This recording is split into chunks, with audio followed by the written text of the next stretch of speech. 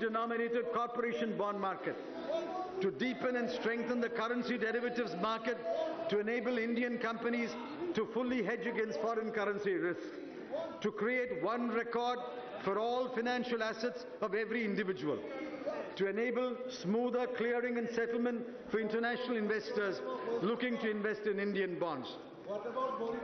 Honourable members will recall the payment crisis in the National Spot Exchange Limited.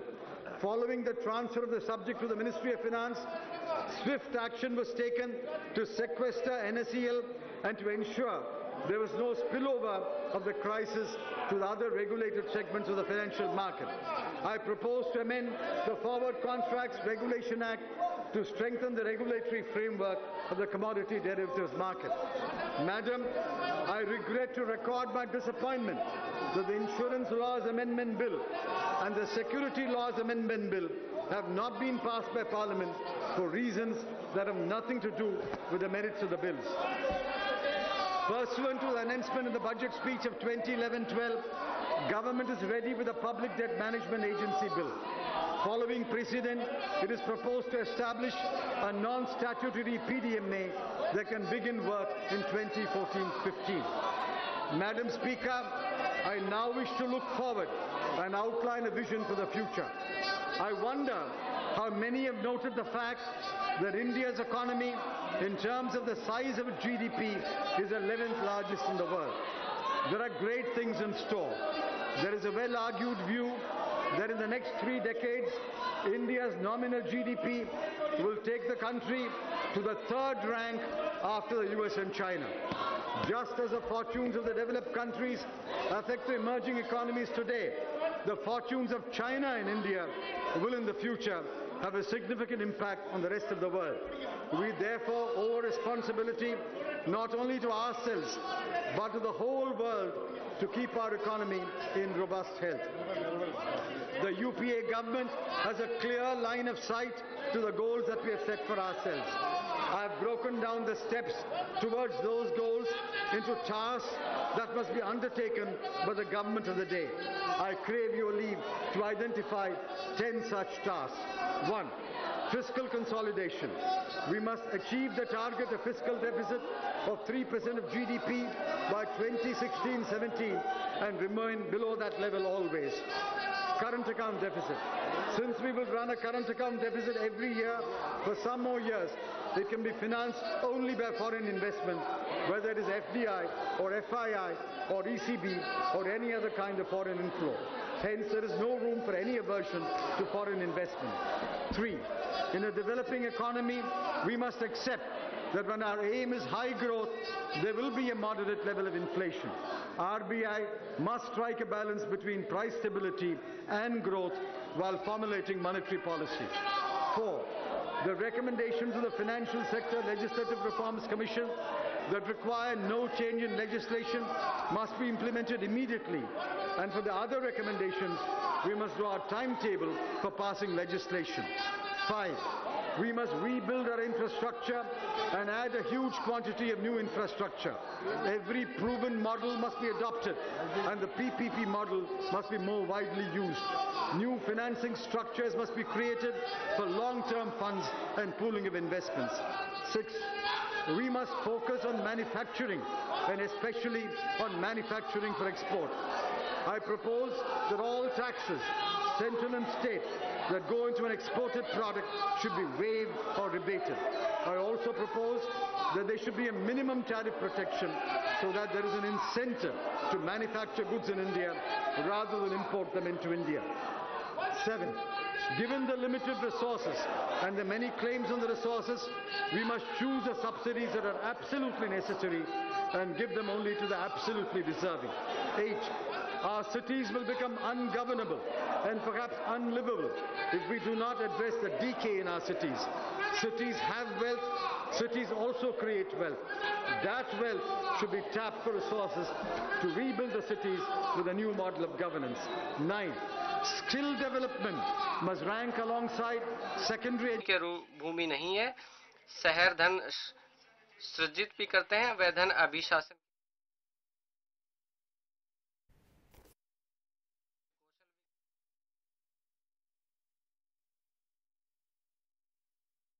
programs and must willingly do so that the central government can allocate more resources for subjects such as defense, railways, national highways and telecommunication that are its exclusive responsibility. स्वेच्छा से ऐसा करना चाहिए। अध्यक्ष महोदया, राजस्व एक बहुत ही महत्वपूर्ण विषय है। राजस्व का सबसे अच्छा कर है। इसके लिए हमें आधुनिक कर विधियों की जरूरत है। मुझे चिंता है कि अभी तक हम वस्तु और सेवा कर लागू करने में सफल नहीं हैं। अब मैं इस सवाल का जवाब आप पर छोड़ता हूं कि जब कर सुधार होता है, चीन ने अब वस्तु एवं सेवा कर को लागू करने से रोका है। हमने प्रत्यक्ष कर संहिता भी तैयार की है। ये कम से कम अगले 20 वर्षों तक हमारे लिए काम आएगी। पार्टी लाइन और दलगत भावना से ऊपर उठकर स्वस्थ सार्वजनिक बहस के लिए मैं इस संहिता को वेबसाइट पर डालना चाहता हूं। मैं सभी राजनीतिक पार्टियों से अपील करता हूं कि 2014-15 में वस्तु एवं सेवा कर विधियों और प्रत्यक्ष कर संहिताओं को पारित करने का संकल्प लें। हमारी सरकार वैज्ञानिक सरोकार का समर्थन, वैज्ञानिक शोधों को प्रोत्साहन और वैज्ञानिक अनुप्रयोगों के नवोन्मेषों का समर्थन करती है। आयकर अधिनियम में वैज्ञानिक शोधों पर होने वाले व्यय के लिए कटौती की अनुमति का उल्लेख है, किंतु ये प्रत्यक्ष वित्त पोषण तक ही सीमित है। हमने वैज्ञानिक शोधों के वित्त पोषण की एक नई अवधारणा दर्शित की है। इसलिए मैं अनुसंधान वित्त पोषण संगठन की स्थापना का प्रस्ताव करता हूँ। ये संगठन प्रतिस्पर्धात्मक प्रक्रिया द्वारा चयनित शोध प्रक्रियाओं तक वित्त पोषण करेगा। इस संगठन को दिए जाने वाले अंशदान कर लाभ के लिए ये पात्र होगा। इसके लिए विधायी परिवर्तनों की जरूरत होगी, जिन्हें नियमित बजट में शामिल किया जाएगा। भारतीयों द्वारा धारित अवैध अपतटीय खातों पर काफी बहस होती है। ऐसे खातों की जांच 2014 में शुरू हो गई। संबंधित देशों से साक्ष्य मिलने में कई बाधाओं के बावजूद सरकार कामयाब रही और वैकल्पिक तरीकों और विशेष प्रयासों के जरिए 67 मामलों में सूचना प्राप्त की गई तथा कर देयता अवधारित करने और शास्ति अधिरोपित करने के संबंध में कार्रवाई अधिकार क्षेत्रों में जारी है। 17 अन्य मामलों में जानबूझकर कर चोरी वाले पर अभियोजन शुरू किए गए हैं। नो टैक्स या लो टैक्स मामलों में भारतीय कंपनियों द्वारा कथित रूप से खातेधारकों की जांच की जा रही है। परिपाटियों को ध्यान में रखते हुए मैं कर विधियों में बदलाव संबंधी कोई घोषणा नहीं करना चाहता हूं। फिर भी मौजूद आर्थिक हालात कुछ ऐसे जरूरी बदलाव की मांग करते हैं जिनके लिए नियमित बजट तक रुका नहीं जा सकता। विशेष रूप से विनिर्माण क्षेत्र को तत्काल प्रोत्साहन दिए जाने की आवश्यकता है। इसलिए मैं कुछ अप्रत्यक्ष स्तरों में निम्नलिखित प्रस्ताव करता हूं। पूंजीगत वस्तुओं और उपभोक्ता टिकाऊ भिन्न वस्तुओं में वृद्धि को प्रोत्साहित करने के लिए मैं 30/6/2014 तक की अवधि के लिए केंद्रीय उत्पाद शुल्क टैरिफ अधिनियम की अनुसूची के अध्याय 84 और 85 के अंतर्गत आने वाली सभी वस्तुओं पर उत्पाद शुल्क 12% से घटाकर 10% करने का प्रस्ताव करता हूं। नियमित बजट प्रस्तुत करते समय इन दरों की समीक्षा की जा सकेगी। ऑटोमोबाइल उद्योग अप्रत्याशित नकारात्मक वृद्धि दर्शा रहा है। इसे राहत देने के लिए मैं 30/6/2014 तक की अवधि के लिए नीचे लिखित उत्पाद शुल्क घटाने का प्रस्ताव करता हूं। छोटी कार, मोटरसाइकिल, स्कूटर और वाणिज्यिक वाहन पर 12 से घटाकर 8%, एसयूवीज में 30% से घटाकर 24%, बड़ी और मिड सेगमेंट कारों जिस पर 27 और 24% लगता है उसको घटाकर 24 से 20% करता हूं। परिणाम स्वरूप मैं चेसिस और ट्रेलरों पर उत्पाद शुल्क में उचित कटौती करने का प्रस्ताव करता हूं। नियमित बजट प्रस्तुत करते समय इन दरों की समीक्षा की जा सकती है। मोबाइल हैंडसेटों के घरेलू उत्पाद जो कि गिर गया को प्रोत्साहित करने तथा आयातों पर निर्भरता कम करने के लिए मैं मोबाइल हैंडसेटों की सभी श्रेणियों हेतु उत्पादक शुल्कों की नई दरों का प्रस्ताव करता हूं। ये दरें सैनवेट क्रेडिट के चलते 6% और सैनवेट क्रेडिट के बगैर 1% होंगी। साबुनों और रंगीन रसायनों का घरेलू उत्पादन प्रोत्साहित करने के लिए मैं खाद्य भिन्न ग्रेड औद्योगिक तेल और इसके भाग वसीय अम्लों और वसीय अल्कोहलों पर सीमा शुल्क ढांचे को युक्तिसंगत कर 7.5% करने का प्रस्ताव करता हूं। विनिर्दिष्ट सड़क निर्माण मशीनरी का घरेलू उत्पादन प्रोत्साहित करने के लिए मैं ऐसी आयातित मशीनरी पर लगने वाली CVD से छूट समाप्त करने का प्रस्ताव करता हूं। करेंसी नोटों के मुद्रण के लिए प्रतिभूति कागज के प्रयोग के के प्रयोग किए जाने वाले स्वदेशी उत्पादन को प्रोत्साहित करने हेतु मैं बैंक नोट पेपर मिल इंडिया प्राइवेट लिमिटेड द्वारा आयातित पूंजी माल पर 5% रियायती सीमा शुल्क प्रदान करने का प्रस्ताव रखता हूं। मैं निम्नलिखित मामलों में सेवा कर से राहत देने का प्रस्ताव करता हूं। नकारात्मक सूची के साथ पठित वित्तीय अधिनियम 2012 में कृषि उपज की परिभाषा के कारण धान का भंडारण और भंडारण को सेवा कर से छूट प्राप्त थी, परंतु चावल को यह छूट प्राप्त नहीं थी। यह भिन्नता कुछ हद तक कृत्रिम है। अतः मैं चावल की लदाई, उतराई, पैकिंग, भंडारण और भंडारण को सेवा कर से छूट देने का प्रस्ताव करता हूँ। स्वास्थ्य एवं परिवार कल्याण मंत्रालय ने अनुरोध किया है कि कोल्ड ब्लड बैंक द्वारा दी जा रही सेवाएं भी स्वास्थ्य देखभाल सेवाएं हैं, इसलिए यह सेवा कर मुक्त होनी चाहिए। मैं ये अनुरोध स्वीकार करने का प्रस्ताव करता हूं। उपयुक्त बदलाव के संबंध में अधिसूचनाएं आज ही जारी कर दी जाएंगी। बजट अनुमान में अब 2014-15 के लिए बजट अनुमान प्रस्तुत करता हूं। चालू वित्त वर्ष में 4.6% राजकोषीय घाटा और 4.8% की निर्णायक रेखा से नीचे और 3.3% राजस्व घाटे के संतोषजनक स्तर पर समाप्त होगा। मैंने की गई प्रगति से प्रोत्साहित होकर 2014-15 में प्राप्तियों और व्यय की बजटीय व्यवस्था की है। राजकोषीय घाटा 4.1% होगा, जो नए राजकोषीय समेकन द्वारा नियत लक्ष्य से कम रहेगा। राजस्व घाटा 3.03% होने का अनुमान है। आयोजना व्यय का अनुमान 5,55,322 करोड़ है, 322 का है। आयोजना भिन्न व्यय 12,07,892 का होना अनुमानित है। अध्यक्ष शाहजी जीन ड्रेज और अमर्त्य सेन ने उल्लेख किया है कि भारत ही वह पहला गैर पश्चिमी और विश्व में प्रथम गरीब देश है जो शासन के लोकतांत्रिक उद्देश्यों के लिए प्रतिबद्ध है। लोकतंत्र विविधता को स्वीकारता है, विसम्मति को सम्मान करता है, बहस को प्रोत्साहित करता है, चुने हुए प्रतिनिधियों के मार्फत राजनीतिक फैसले करता है। शासन का विकल्प ना हो तो लोकप्रियतावाद है, ना बहुसंख्यवाद है, ना ही व्यक्तिवाद है।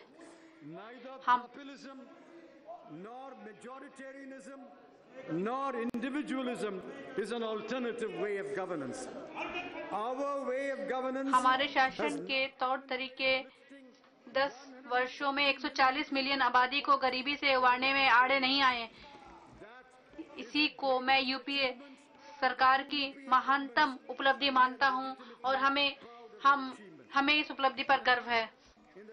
इन 10 वर्षों में नॉर्थ ब्लॉक में रहते हुए मैंने अच्छा और बुरा दोनों ही समय देखे हैं, लेकिन मैंने कभी भी जवाहरलाल नेहरू के सपनों के भारत पर अपनी आस्था नहीं डिगने दी। सुनील किलनानी के शब्दों में कहें तो लोकतंत्र, धार्मिक सहिष्णुता, आर्थिक विकास, सांस्कृतिक, मैंने अपनी आस्था को कभी नहीं डिगने दिया है और जवाहरलाल नेहरू जी के सपनों के भारत पर अपनी आस्था हमेशा मेरी मजबूत रही है। सुनील किलनानी जी के शब्दों में कहें तो लोकतंत्र, धार्मिक सहिष्णुता, आर्थिक विकास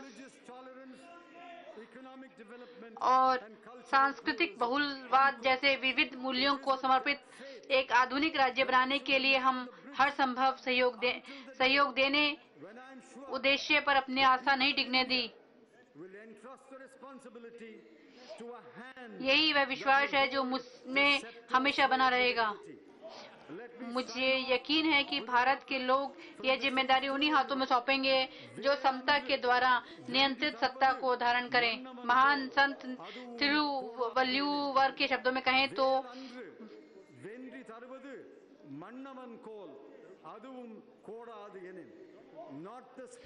भाले बर्छे नहीं बल्कि सिर्फ समता और बराबरी से युक्त सत्ता ही राजा को असली विजय दिलाती है। अध्यक्षा महोदय, इन शब्दों के साथ मैं ये अंतरिम बजट सदन को सौंपता हूँ।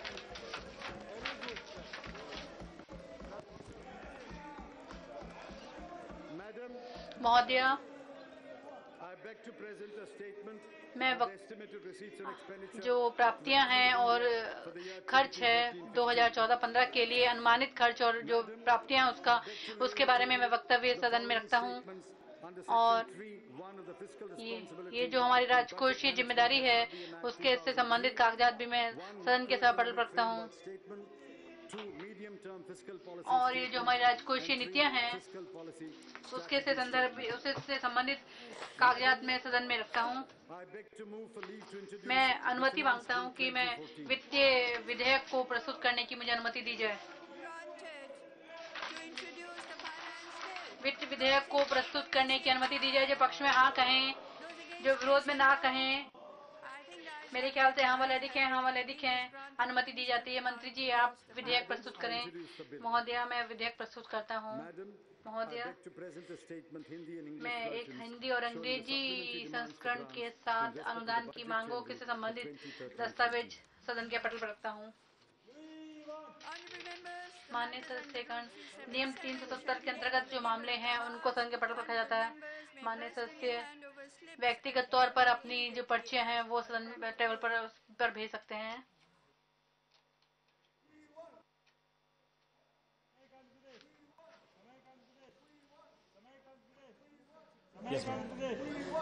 Item number 30, honorable minister. to मत move the संख्या resolution. 13 संकल्प प्रस्तुत करें मंत्री जी। महोदया मैं निम्नलिखित ये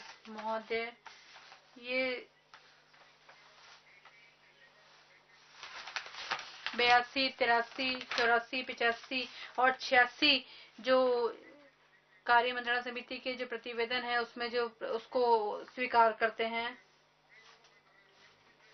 रेलवे वित्त विभाग के द्वारा जिसको प्रस्तुत किया गया संसद 8 मई 2013 को जो प्रस्तुत किया गया था उस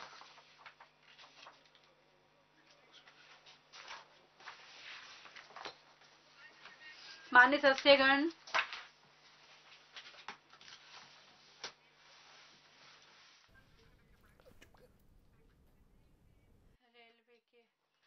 रेलवे की जो मांगे हैं हम उस पर चर्चा करेंगे। आप कृपया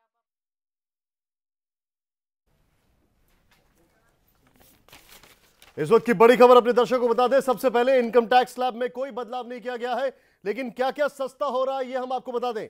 सस्ती होगी छोटी कार, सस्ती होगी एसयूवीज, सस्ते होंगे टीवी, फ्रिज,